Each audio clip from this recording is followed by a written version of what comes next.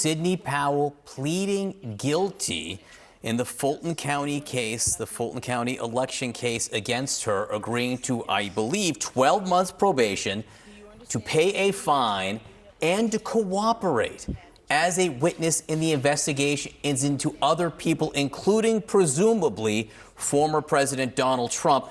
I want to get right back to Katelyn Polantz very quickly. Katelyn, just remind us what she is pleading guilty to. Ellie Honig, our senior legal analyst, is here as well. Katelyn, what was Sidney Powell accused of that she just admitted to doing? Well, John and Kate, there are two parts to what she is admitting here as part of this misdemeanor plea deal that comes with quite a lot of stipulations, including her having to testify at future trials against people like Donald Trump. Those parts are essentially that she previously had been accused in this case as taking part of the racketeering conspiracy. So that's very likely something that she would be testifying to. But what she's pleading guilty here in this case in Fulton County, Georgia, is related to Coffee County, that rural county outside of Atlanta, where there were voting machines, and she was accused of being part of a group of people that were hacking them. So this is a misdemeanor deal. It is not her pleading guilty to the specific felony charges that she was charged with, but she is admitting to taking part in that portion of what had happened there in Coffee County. Very likely will be speaking in a way where her words can be used against those other defendants accused of the hacking conspiracy in Coffee County, trying to get access to that voting system there, but also she is part of a much bigger conspiracy case, the racketeering case against Donald Trump and others, which accuses her of being part of the top echelon of lawyers around Donald Trump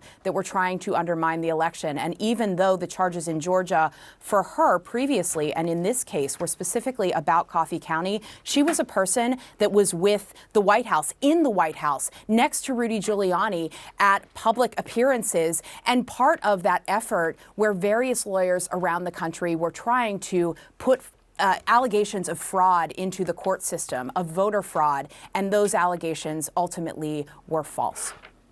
And Ellie, we want to get your reaction to this, just because Sidney Powell, there were few people who pushed the conspiracy theories and election fraud theories, and some of the most wild of them involving Venezuela, Hugo Chavez. Few people pushed it further than Sidney Powell.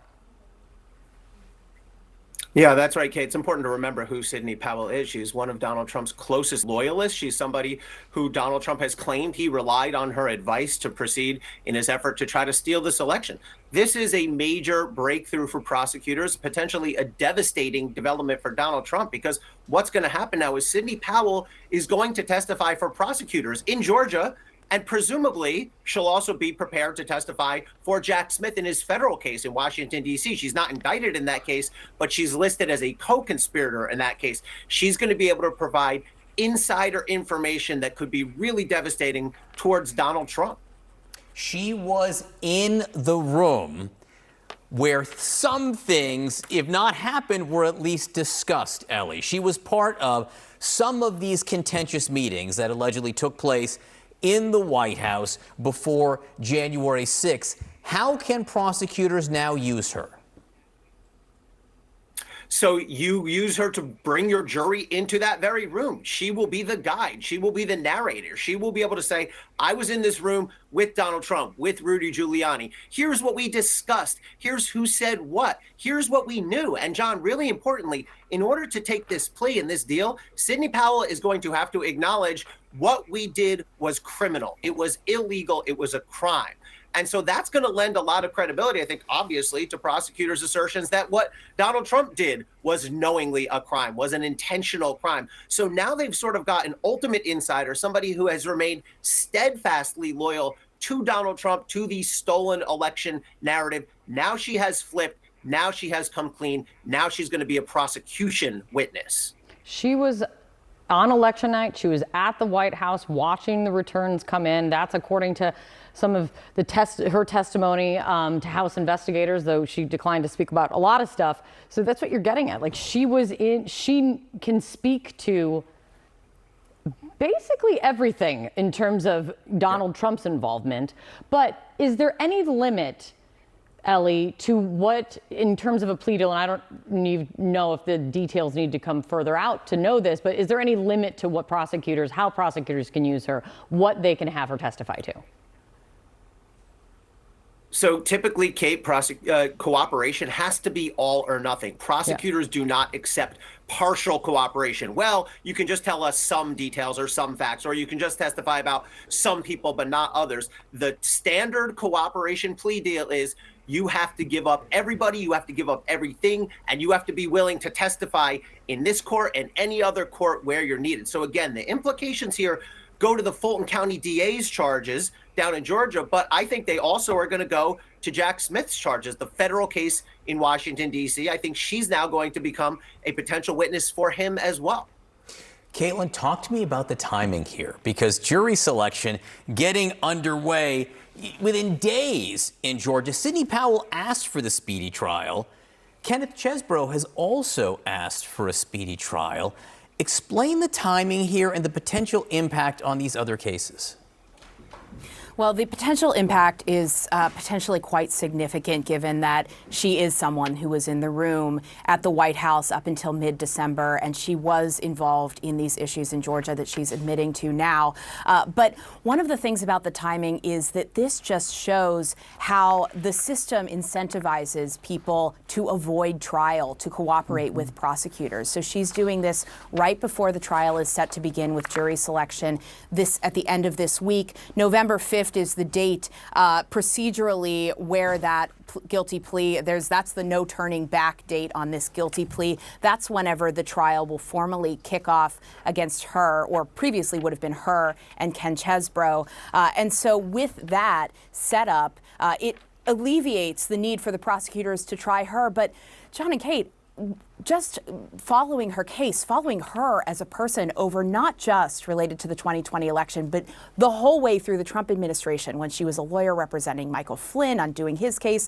This is quite a surprise to see Sidney Powell become the second person in this 19-person indictment in Georgia to choose to plead guilty here and cooperate. She, as a person, is incredibly set in her beliefs, it appears. I remember in court she used to wear a blazer that said Carpe Diem on the lapel. And she is the type of lawyer who is a fighter and has branded herself as such. And even in recent hearings in this case in Georgia, her lawyers were very much looking toward specific pieces of evidence they had identified, believing they could use that and they could fight this case and they could win. That is clearly not the decision that they're going with at this time, though. Wasn't Sidney Powell the one that everyone called the Kraken, or they tried to refer to Release the Kraken. Yeah. She called for the release of the Kraken. Ellie, sorry. Final question, Ellie. If you are an attorney representing any of the other defendants, including Donald Trump right now, what's your conversation with your client? My conversation is, okay, tell me every time you ever spoke with Sidney Powell, everything you ever said to Sidney Powell, every meeting you were ever in with Sidney Powell, because now the prosecutors have all of that. And you have to prepare to cross-examine her. There is a standard line of cross-examination that a defense lawyer will use to cross-examine Sidney Powell. You only cooperated to try to save yourself. You're just trying to tell prosecutors what they want to hear. But prosecutors are used to that. Prosecutors know how to come back to that. The main thing that you're looking for as a prosecutor is, did this person have access? Clearly, Sidney Powell did have access to those key meetings you've talked about. Do we believe her testimony now? Has she come clean? And can we back her up? Clearly, the Fulton County DA has answered yes on all those questions. I think Jack Smith likely will too. And now she's going to be a crucial witness in this trial or perhaps multiple trials.